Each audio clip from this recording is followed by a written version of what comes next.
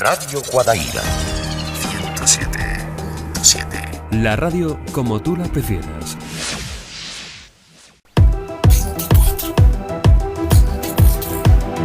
24 horas contigo.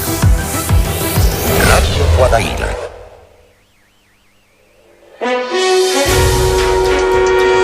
Hablaremos en la sintonía de Radio Guadaira del carnaval a través de la 107.7 de la FM. Recuerden que este próximo fin de semana tenemos desfiles de carnaval, tanto en la modalidad de los más pequeños, ese carnaval, ese desfile infantil, y también tendremos el próximo sábado ese desfile para mayores que van a recorrer diferentes calles de nuestra ciudad. Bueno, hoy es 14 de febrero, día de San Valentín, y en este 14 de febrero una festividad muy celebrada por unos y muy denostada por otros, pero sea como sea, es el día de los enamorados, es el día del amor, es el día de la vida en pareja, y también el Día Mundial de la Sexualidad. Esa parte de cada uno que debe suponer disfrute y felicidad, pero que no siempre es así. Para hablarnos de salud y de sexualidad tenemos hoy con nosotros, aquí en la sintonía de Radio Guadaira, a Candela Gracia, que es psicóloga y sexóloga de la Unidad de Sexología Medicina del Hospital de San Agustín. Aunque nos parezca raro, la sexología médica es una especialidad que cada día más se extiende entre nosotros. Las situaciones o dificultades a superar en el ámbito de la sexualidad son tan importantes para el desarrollo de la persona que en centros como por ejemplo el Hospital de San Agustín se ha desarrollado una unidad especialista para hacer el seguimiento de estos casos. Queremos saludar, como decimos a esta hora de la mañana, a Candela Gracia, a quien saludamos. Candela, ¿qué tal? Muy buenos días. Hola, buenos días, ¿qué tal? Día de San Valentín, Día de los Enamorados, Día de la pareja, de la vida en pareja. La primera pregunta es casi obligada. ¿Es el sexo salud? ¿Influye la actividad sexual en la propia salud de la persona? Bueno, claro que influye y además muchísimo, ¿no? Porque, la salud mental y la salud sexual sabemos que están estrechamente vinculadas y además funcionan como de manera sinérgica, ¿no? Todos los profesionales sabemos que cuando hay, por ejemplo, una disfunción sexual, esto suele afectar psicológicamente también a la persona, repercutiendo en su estima, en su motivación personal y al revés también. Cuando no nos encontramos bien psicológicamente o cuando padecemos alguna enfermedad o ante la toma de ciertos medicamentos, sí que se afecta también el desempeño de la función sexual. Es decir, una cosa lleva a la otra. Entonces la sexualidad forma parte del ser humano desde incluso antes de su nacimiento, ¿no? Y nos acompaña durante toda la vida y en todas las circunstancias. Podemos decir, sin lugar a dudas, que la salud sexual produce un estado como de bienestar físico, de bienestar emocional, bienestar mental y social de las personas, y que la persona que no está bien psicológica o físicamente, influye esto negativamente en nuestra satisfacción sexual. Entonces, claro que influye muchísimo. Doctora, a mí me gustaría, aunque no muchas personas no lo reconozcan, la actividad sexual en pareja es una cuestión que llena más de uno de los pensamientos al día. Un tema que preocupa mucho y que preocupa con mucha frecuencia el pensar si se tiene muchas o muy pocas relaciones sexuales. Usted, como experta, ¿qué nos diría sobre cuál es la frecuencia adecuada de la actividad sexual? Es cierto que esto es un tema que es muy consultado, ¿no? en nuestra unidad. Pues mire, la frecuencia yo le puedo decir que es la que marque la edad y las ganas de cada cual. Es decir, no hay reglas. Desde tener un encuentro sexual al día o incluso varios, hasta tener muy pocos encuentros sexuales al año, pues pueden ser frecuencias adecuadas si así lo percibe la persona, ¿no? Las personas implicadas. Cada persona tiene su propio ritmo y su propio apetito sexual, ¿no? Lo que va a determinar el deseo, claro, de tener mayor o menor frecuencia de llevar a cabo actividades sexuales. Por lo general encontramos diferencias, pues en función, por ejemplo, de la edad, también de si se es hombre o mujer. También afectan ciertas circunstancias personales de cada uno. No estamos siempre en un buen momento en nuestra vida, ¿no? Los momentos vitales en los que nos encontramos influyen, claro. y el deseo sexual es cambiante según las distintas etapas de nuestra vida. ¿Sabe qué?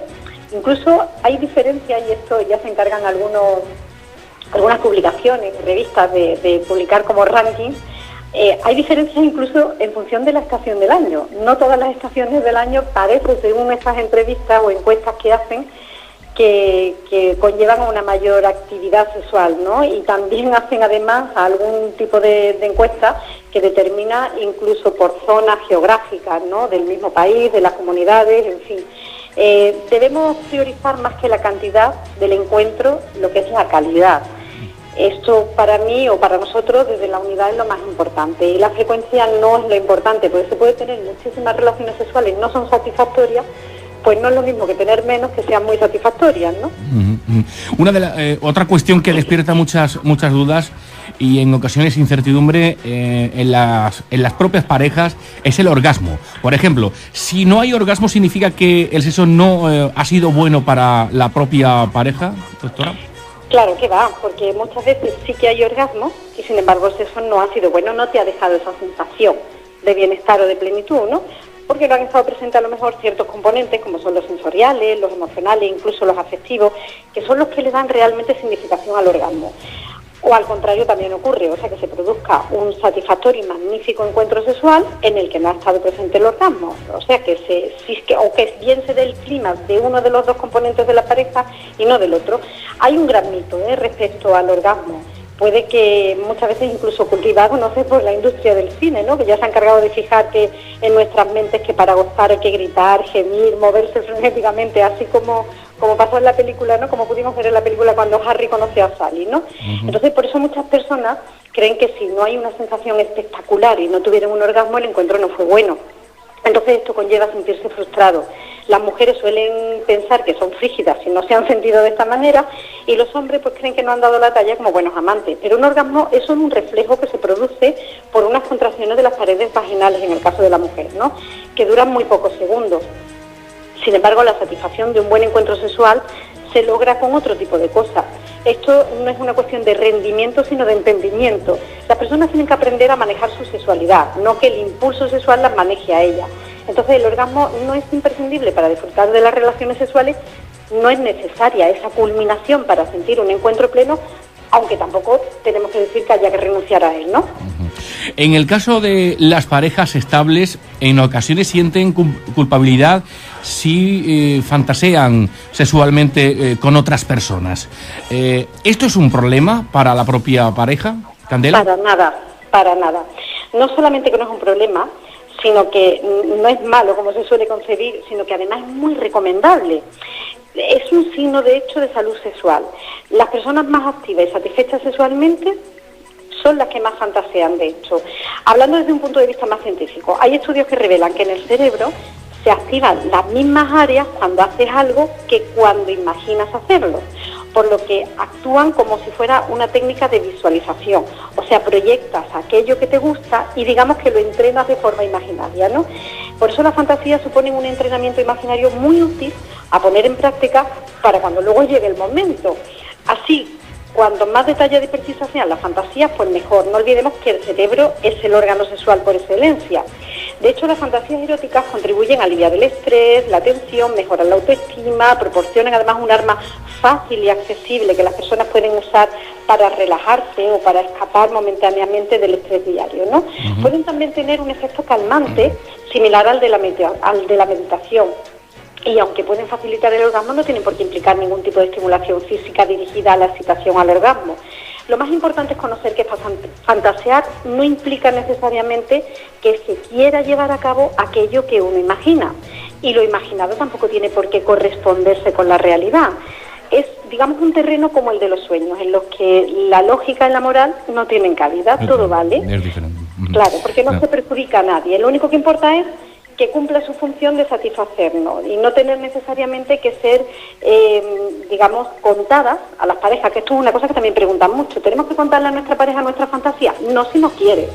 O sea, no es necesario tener... Hay una parte de nosotros que nos pertenece solo a nosotros, ¿no? No tenemos por qué exponerlo todo. Reprimir nuestra fantasía no es aconsejable, incluso puede llegar a derivar en algún trastorno sexual, ¿no? Entonces, si esas fantasías se traducen en un deseo y es igualmente compartido y aceptado por nuestra pareja sexual, pues entonces mejor que mejor.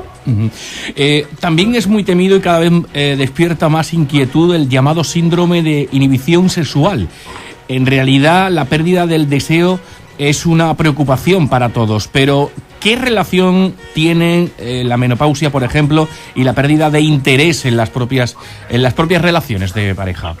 Claro, es que la verdad es que deberíamos y podríamos deberíamos poder disfrutar de la sexualidad en todas las etapas de nuestra vida, pero tenemos que saber adaptarnos a los cambios que hay en nuestro cuerpo, que son inevitables, ¿no? En la menopausia hay ciertos cambios hormonales que provocan unas alteraciones en la respuesta sexual, y como por ejemplo falta del deseo, porque bueno, es una etapa que preocupa muchísimo, pues se produce un desequilibrio entre las distintas partes de la pareja. La mujer se ve con la libido reducida y sin embargo trata de alcanzar la de su pareja, que está sufriendo los cambios hormonales de una forma menos brusca, ¿no?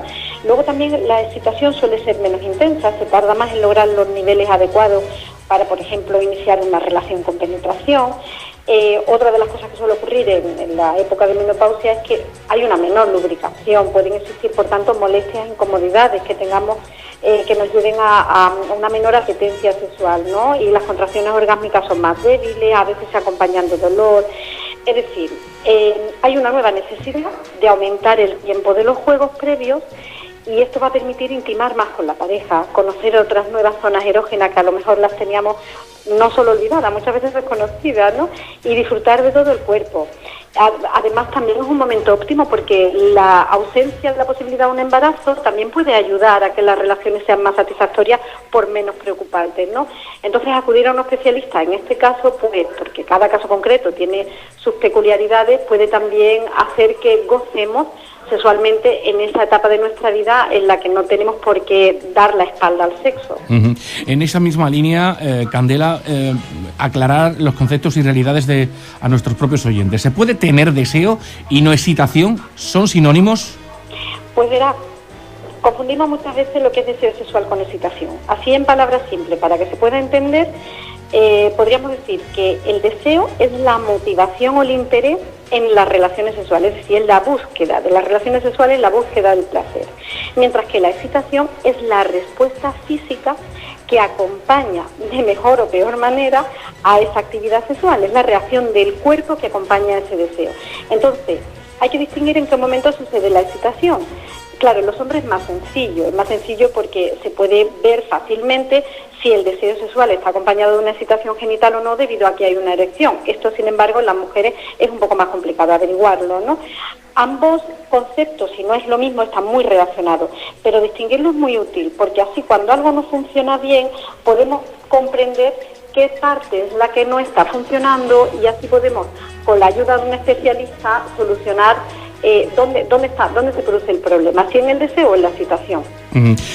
Hay una gran variedad de disfunciones que se tratan en la unidad de sexología médica del Hospital de San Agustín. Para muchos, en muchos casos, muy desconocida para los y que tienen nombres pues muy variados, ¿no? Incluso también manifestaciones muy variadas, ¿no? Por su experiencia en el seguimiento y abordaje de las diferentes disfunciones, ¿es una disfunción un tema para tratar en pareja o es mejor que cada uno lo aborde en solitario? Bueno, la función sexual, en una gran parte de nuestra función sexual, es una actividad compartida, ¿no? Entonces se debe abordar de la misma forma, de forma compartida. Si uno de los miembros de la pareja tiene dudas o padece algún trastorno en su desempeño sexual, el acompañamiento y la ayuda de la pareja van a optimizar la probabilidad de lograr una solución más pronto y además más adecuada, una solución más adecuada. Además de que se aprenden cosas nuevas que durante un tratamiento especializado pues se pueden lograr, ¿no? Hay ocasiones en que el profesional determina que las relaciones se pueden realizar conjuntamente y en otras sesiones se hacen de forma individual, siempre encaminando a que la relación sexual compartida funcione mejor, porque sin duda la gente acude a la consulta cuando tiene problemas en sus relaciones compartidas, no en la autoestimulación, que parece que hay menos problemas. Suelen venir cuando ya la puesta en marcha con otra persona, con una pareja sexual, cuando ahí no funciona. Entonces, si es si eso es, digamos, si eso es compartido tiene que ser también, pues, digamos, la solución, ¿no? A las disfunciones sexuales, claro. Para terminar, aunque parezca un tanto poético, ¿quién es el responsable del placer? Pues una buena pregunta. A ver, el sexo es un instrumento de placer, pero a la vez también es un arma de destrucción emocional, con lo que se premia o se castiga una vida de pareja. Hacerla adecuada hará que la parte afectiva permita disfrutar del día a día de la vida de pareja. Si aceptamos que en una relación hay un encargado responsable del placer del otro y del suyo, por supuesto, esto es un signo de que algo anda mal. Una relación es de dos. Se comparte en base a un elemento vinculante, como es el amor y el placer, que permite compartir una vivencia erótica que se expresa en el placer, pero que no tiene por qué acabar en un orgasmo, como ya hemos visto. La salud sexual debería suponer un acercamiento positivo y respetuoso con las parejas sexuales, y las relaciones sexuales deberían suponer experiencias placenteras, seguras y libres de coerción, de discriminación y de violencia, por supuesto. Es decir, es un plus de bienestar personal. En última instancia, cada uno es responsable no solo de su placer, sino de aportar su experiencia amatoria para intercambiarla con la persona amada. Si alguien tiene que responsabilizarse de que el otro disfrute, ame o goce, esto es un signo de que las cosas no están bien en esa unión. Históricamente ha habido siempre una distorsión también desde la educación machista, que asume al varón como el encargado de hacer llegar a su pareja, mujer, el orgasmo. Esto es una tremenda responsabilidad, cuando sabemos que la respuesta sexual femenina es completamente diferente a la masculina, ¿no? Y de la misma manera la sexualidad femenina ha estado siempre relegada, no diría yo a un segundo plano, yo diría que incluso hace muchos años ni siquiera, a un plano existente, ¿no? Esto es otro error. Todos estos errores culturales y sociales terminan haciendo mella en muchas parejas, que vienen aquí confundidas porque traen unos mitos, unas ideas, y esto termina provocando no encuentros, sino desencuentros sexuales, y desde ahí, claro, termina contaminando otros aspectos de la pareja. Nadie es responsable del placer de nadie. Cada uno de nosotros tenemos que conocer lo que queremos, saber expresarlo, saber pedirlo sin exigencias. Cada uno de nosotros somos responsables de nuestra sexualidad individual y de la que ponemos en común con las parejas sexuales que libremente elegimos. Candela Gracia, muchísimas gracias por estar con nosotros en la sintonía de Radio Guadaira. Ella es psicóloga, sexóloga y forense de la Unidad de Sexología Médica del Hospital de San Agustín. Muchísimas gracias por acompañarnos en esta mañana en la sintonía de Radio Guadaira. Un placer. Ha sido un placer. Buenos días. Muy buenos días. Bueno, pues interesante el tema, desde luego. Hoy en el Día de San Valentín, el Día de los Enamorados, donde el placer debe ser y formar parte también de la propia pareja, algo importantísimo para el buen desarrollo de la propia pareja en sí. Bueno, si están enamorados o no están enamorados, sí, se lo vamos a contar enseguida aquí en este punto del dial, porque enseguida llega el padre Manuel Ángel Cano. Enseguida, no se vayan. Escucha, siente, disfruta. Radio Guadaira. Radio Guadaira. 107.7. La radio como tú la prefieras.